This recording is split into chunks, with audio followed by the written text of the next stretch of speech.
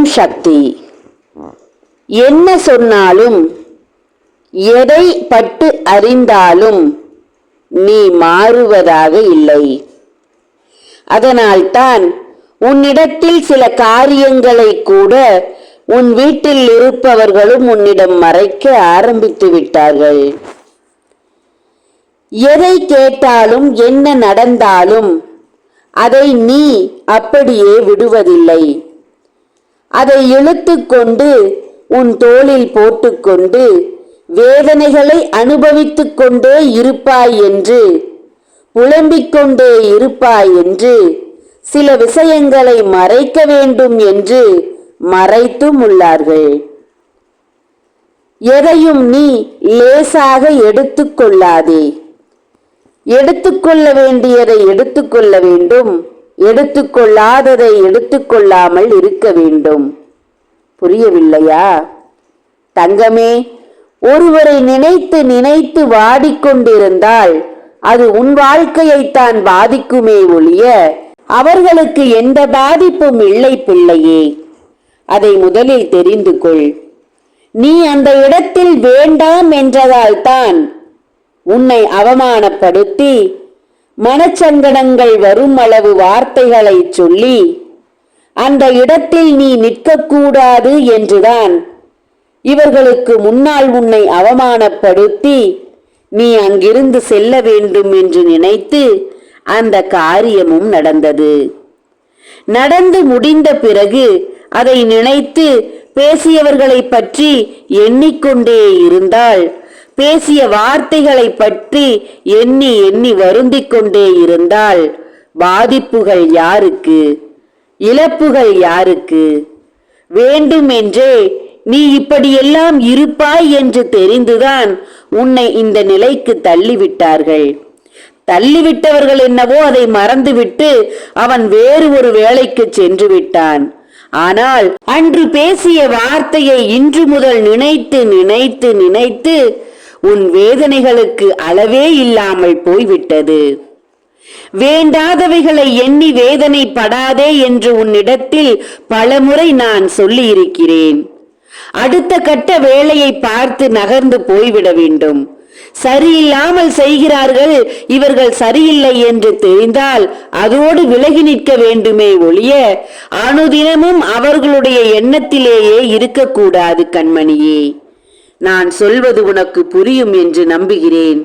அதனால்தான் இப்போதெல்லாம் ஒரு சிலவற்றை உன் வீட்டில் இருப்பவர்களே உன்னிடத்தில் சொல்லுவதற்கு தயங்கி நிற்கிறார்கள்.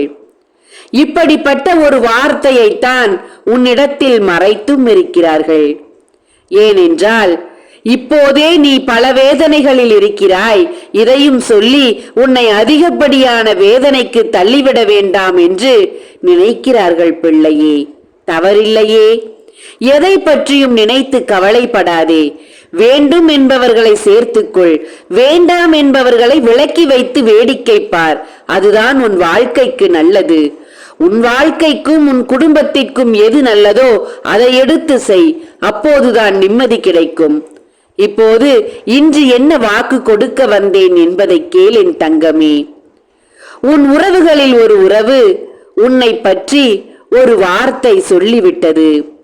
அது என்ன வார்த்தை என்பதை கேள்.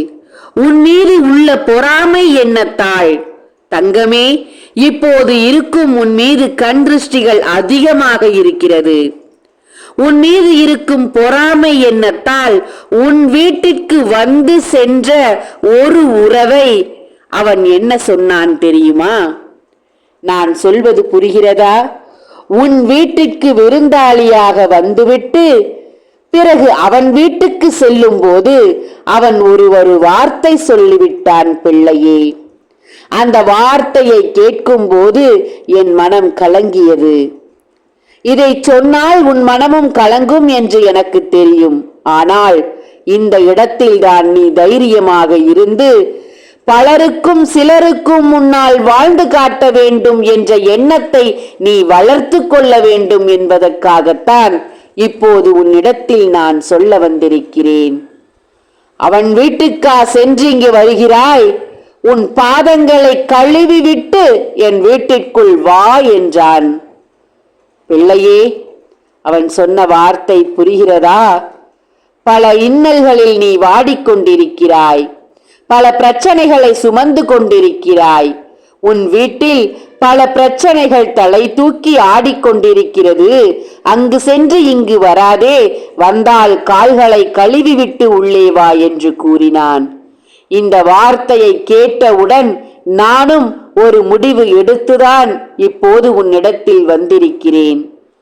உன்னிடத்தில் இருக்கும் பிரச்சனைகளை முழுமையாக தீர்ப்பேன். உன் கர்ம வினையை முழுமையாக தீர்ப்பேன். உன்னுடைய செய்வினையை அழிப்பேன். என் பிள்ளையே, உனக்கு எதிராக நிற்பவனை அழித்து காட்டுவேன். நான் உனக்கு ஒரு நல்ல வாழ்க்கையை கொடுக்க வேண்டும் என்று முடிவெடுத்திருக்கிறேன். நான் இவன்களுக்கு முன்னால் நீ தலை நிமிர்ந்து நடக்க வேண்டும் என்று முடிவு செய்து விட்டேன். நான் என் முடிவிலிருந்து யாராலும் என்னை திருப்பிவிட முடியாது. என் பிள்ளையே, தங்கமே, யாரை நினைத்தும் வருந்தாதே. உன்னுடைய வாழ்வுக்கு தேவையான வெற்றியை அடையும் வரை சோர்ந்து போகாதே. அவர்களுக்கு முன்னால் வாழ வேண்டும் என்ற வைராகியத்தோடு இரு. நான் உனக்கு துணை நிற்பேன்.